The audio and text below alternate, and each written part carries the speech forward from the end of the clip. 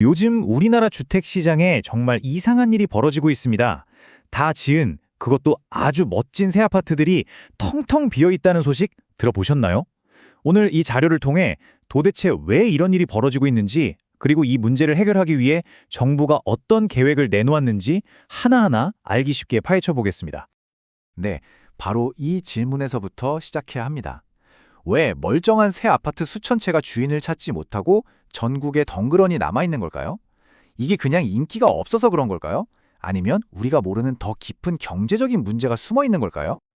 우선 이 문제가 얼마나 심각한지부터 짚고 넘어가야 합니다.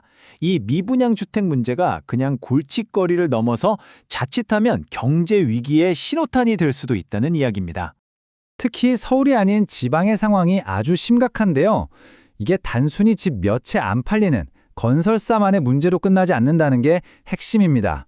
잘못하면 지역금융 시스템을 흔들고 더 나아가 우리 경제 전체의 뇌관이 될 수도 있는 거죠. 자, 그럼 정부는 이 상황을 보고만 있을까요? 아닙니다. 정부가 꺼내든 첫 번째 카드는 바로 직접 시장에 뛰어드는 겁니다. 여기서 해결사로 등판한 곳이 바로 한국토지주택공사 LH입니다. 정부가 LH를 통해서 팔리지 않고 쌓여있는 미분양 주택들을 직접 사들이는 거죠. 일단 시장에 가장 급한 불부터 끄고 보자는 겁니다. 그런데 그 규모가 생각보다 훨씬 큽니다. LH를 통해 사들이기로 한 물량이 무려 8,000호에 달해요.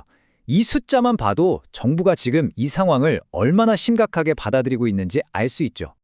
이 표를 보시면 아주 흥미로운 변화가 보입니다. 정부의 태도가 시간이 갈수록 훨씬 더 적극적으로 바뀌고 있다는 건데요. 보세요. 지난 3월 1차 매입 때는 3,000호를 감정가의 83% 수준에서 사줬어요. 그런데 이번 9월 2차 때는 물량을 8,000호로 확 늘리고 가격도 감정가의 90%까지 쳐주기로 했습니다. 더 많이, 더 비싸게 사줄 테니 일단 버텨라 라는 강력한 신호를 시장에 보내고 있는 겁니다. 그럼 LH가 사들인 이 집들은 다 어떻게 될까요? 그냥 창고에 쌓아두는 게 아니라 청년과 신혼부부를 위한 분양전환형 임대주택으로 변신합니다. 시세보다 저렴하게 6년 동안 살다가 그 후에 원하면 내가 살던 그 집을 아예 분양받을 수 있는 기회까지 주는 거죠. 건설사는 자금난을 해결해서 좋고 청년들은 주거 문제를 해결할 발판을 마련해서 좋고 그야말로 모두에게 이득이 되는 윈윈 전략인 셈입니다. 자, 정부가 직접 나서는 방법 말고 또 다른 해결책은 없을까요? 있습니다. 이번에는 민간 자본을 활용하는 조금 더 시장적인 접근법을 살펴보겠습니다. 바로 CR 리츠라는 건데요. 이름이 좀 어렵죠? 기업 구조조정 리츠. 이걸 아주 쉽게 풀어서 설명하면 건설사 회생을 위한 긴급 구조 펀드 정도로 생각하시면 됩니다. 돈이 급한 건설사에 미분양 아파트를 이 펀드가 사줘서요. 건설사가 당장 급한 빚을 갚고 다시 일어설 수 있도록 시간을 벌어주는 역할을 하는 거죠. 이게 어떻게 돌아가는 구조인지 한번 단계별로 볼게요. 먼저 미분양 때문에 힘든 건설사가 이 CR리츠라는 회사를 하나 만듭니다. 그리고 이 CR리츠가 건설사로부터 안 팔리는 아파트를 사주는 거죠. 그럼 건설사는 그 돈으로 가장 급했던 공사 대출금, 즉 PF 대출을 갚아서 한숨 돌릴 수 있게 됩니다. 그동안 CR리츠는 그 아파트를 임대주택으로 활용하다가 나중에 경기가 좋아지면 시장에 팔아서 수익을 내는 그런 구조입니다. 근데 건설사 입장에서 왜 굳이 이렇게 복잡한 방법을 쓸까요?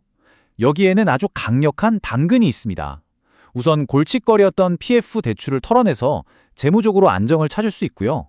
주택도시보증공사, 허그의 보증을 받아서 더 싸게 돈을 빌릴 수도 있습니다. 그리고 무엇보다 이게 핵심인데 취득세나 종합부동산세 같은 세금을 엄청나게 깎아줍니다. 이게 가장 큰 매력이죠. 자, 지금까지는 미분양이라는 당장의 불을 끄는 방법들을 살펴봤는데요. 이것과 동시에 좀 더 큰 그림에서 임대주택 시장 전체의 파이를 키우려는 움직임도 함께 진행되고 있습니다. 네, 바로 민간임대주택법을 고치는 건데요. 이 법을 바꾸려는 목표는 아주 명확합니다. 시장에 다양한 형태의 임대 아파트를 더 많이 공급해서 전반적인 주거 시장을 안정시키겠다는 거죠. 이 슬라이드가 그 변화의 핵심을 보여주는데요. 글자 몇 개 차이라서 이게 뭐지? 싶으실 수도 있지만 이게 시장에 미치는 영향은 어마어마합니다. 원래 법에서는 아파트를 단기 임대주택으로 등록하는 것 자체가 아예 막혀 있었어요. 그런데 개정안을 보면 매입해서 임대 주는 아파트만 제외한다고 되어 있죠. 이게 무슨 뜻이냐면요. 건설사가 새로 지은 아파트를 직접 단기 임대로 공급하는 길이 열린다는 겁니다. 예전에는 상상도 못할 일이었죠. 정부가 이 법을 바꾸려는 공식적인 이유는 바로 이겁니다. 요즘 혼자 사는 청년이나 노인 부부 가구가 정말 많아졌잖아요. 이분들은 큰 집보다는 작고 저렴한 임대 아파트를 훨씬 더 선호하거든요. 바로 이런 수요에 맞춰서 다양한 임대주택을 공급할 수 있도록 길을 터주겠다는 겁니다. 자, 그럼 지금까지 나온 대책들을 모두 모아볼 시간입니다. 정부의 직접 매입, 민간 투자를 활용한 CR리츠, 그리고 법 개정을 통한 임대 공급 확대까지. 과연 이 종합 선물 세트가 시장을 살려낼 수 있을까요? 이게 바로 정부가 그리고 있는 큰 그림입니다. LH를 투입해서 건설사의 급한 불을 꺼주고 시얼리츠라는 당근으로 민간의 참여를 유도해서 시장을 안정시키고요. 동시에 이렇게 확보한 주택으로 안정적인 임대주택을 공급하고 서민들에게는 내 집 마련의 기회까지 주겠다. 아주 다각적인 전략이죠. 하지만 결국 마지막 질문은 이것 하나로 모아집니다. 공적 자금을 직접 쏟아붓는 방법과 세금 혜택으로 민간 투자를 끌어들이는 방법.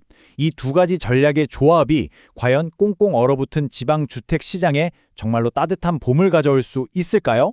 그 결과는 앞으로 우리 모두가 계속해서 지켜봐야 할 겁니다.